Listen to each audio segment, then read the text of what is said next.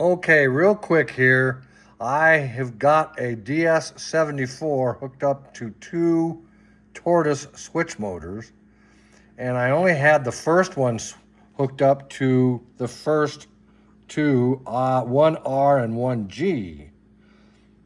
So when you program a DS60 or a DS74, not a DS64, a DS74, when you press the ID button, which is this button here, you press it for about 3 seconds and then press in the number that you want assigned to this channel, 1R and 1G.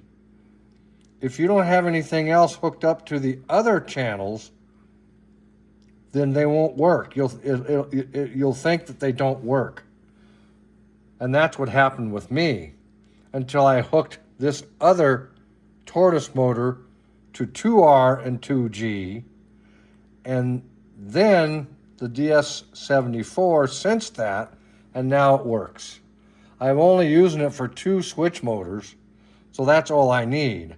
But in line with what the Digitrax manual says for the DS74, when you program the first channel, the DS74 automatically programs the other three channels. So in my case, this is channel 13. So this one, 2R, would be 14, 3R would be 13, 13, 14, 15, and then 4R would be 16.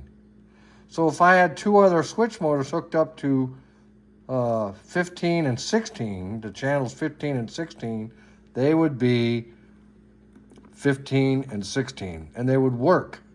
But it's not until you actually hook the motors up that the DS74 senses that there's something there.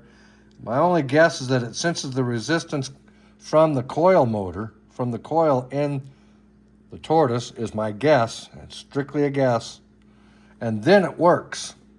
So don't hook up just one motor and then say, well, wait a minute, because what I was doing is I was taking only this motor here and moving it around on these channels, and that wouldn't work. It would work on the first channel, but not the other ones.